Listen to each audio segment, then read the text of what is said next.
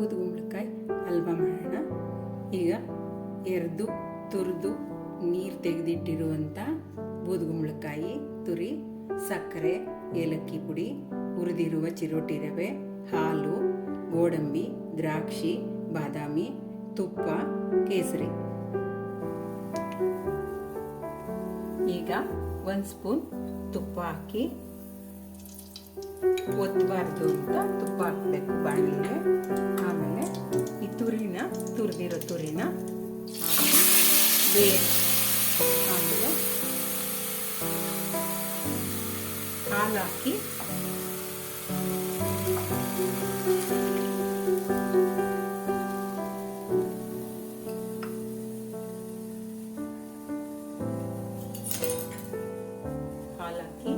ಸ್ವಲ್ಪ ಹೀಗೆ ಮಿಕ್ಸ್ ಮಾಡಿ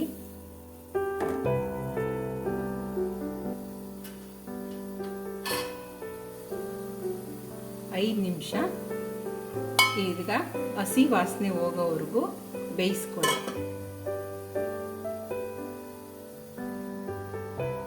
ಈಗ ಅದು ಬೇಯೋ ಅಷ್ಟರಲ್ಲಿ ಗೋಡಂಬಿ ದ್ರಾಕ್ಷಿ ಹುರ್ಕೊಳ್ಳೋಣ. ಸ್ವಲ್ಪ ತುಪ್ಪ ಹಾಕಿ ಬಾಣಲಿಗೆ ಗೋಡಂಬಿ ದ್ರಾಕ್ಷಿ ಹಾಕೋಣ.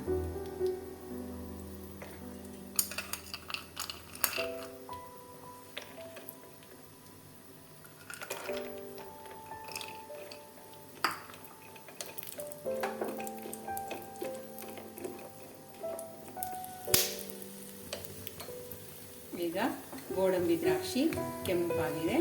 ಈಗ ತೆಗೆದಿಟ್ಕೊಳ್ಳೋಣ. ಈಗ ತೆಗೆಯೋಣ. ಬೆಂದಿದೆ. ಈಗ 5 ನಿಮಿಷ ಬೇಯಿಸಿದ್ದೀವಿ. ಈಗ ಚೆನ್ನಾಗಿ ಹಸಿ ವಾಸನೆ ಎಲ್ಲ ಹೋಗಿದೆ. ಈಗ ಸ್ವಲ್ಪ ಚಿರೋಟಿ ರವೆ, ಹುರಿದಿರೋ ಚಿರೋಟಿ ರವೆ ಹಾಕೋಣ.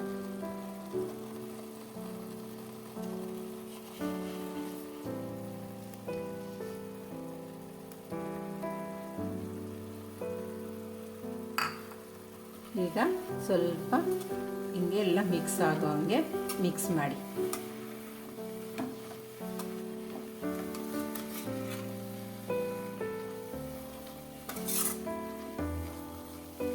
ಒಂದು 2 ನಿಮಿಷ ಚಿರೋಟಿ ರವೆ ಎಲ್ಲ ಮಿಕ್ಸ್ ಆಗುತ್ತೆ. ಈಗ ಸಕ್ಕರೆ ಹಾಕ್ಕೊಳ್ಳಿ.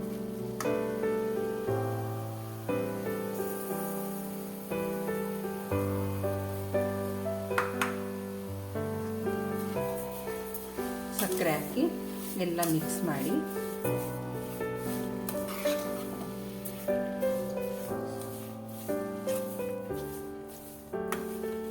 ಸಕ್ಕರೆ ಕರಗೋವರೆಗೂ ತಿರುಗ್ತಾ ಇರಿ. ಹಿಂಗೆ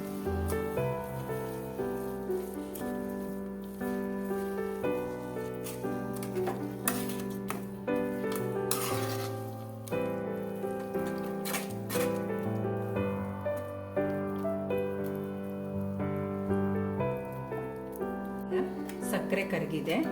ಏಲಕ್ಕಿ ಪೌಡರ್ ಹಾಕಿ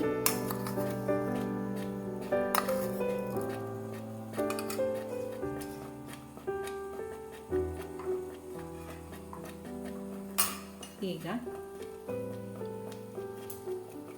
ಕೇಸರಿ ಹಾಕಿ ಎಷ್ಟು ಬೇಕೋ ಅಷ್ಟು ಕಲರ್, ಎಷ್ಟು ಬೇಕೋ ಅಷ್ಟಕ್ಕೆ ಕೇಸರಿ ಹಾಕಿ.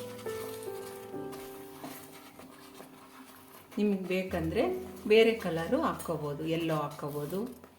ಅಂದರೆ ದಳ, ಕೇಸರಿ ದಳ ಹಾಕಿದರೆ ತುಂಬ ಚೆನ್ನಾಗಿರುತ್ತೆ. ಈಗ ಎಲ್ಲ ಮಿಕ್ಸ್ ಆಗೋ ಹಂಗೆ ಕೆದಕ್ತಾ ಇರಿ.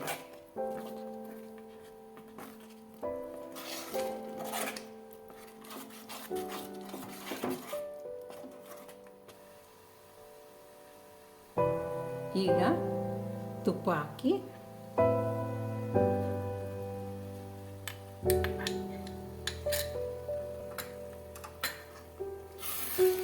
ಈಗ ಎಲ್ಲ ಮಿಕ್ಸ್ ಮಾಡಿ ಒಂದು 2 ನಿಮಿಷ ತುಪ್ಪದಲ್ಲಿ ಒಂದು ಅಂತೆ ಕೆದಕ್ತಾ ಇದೆ.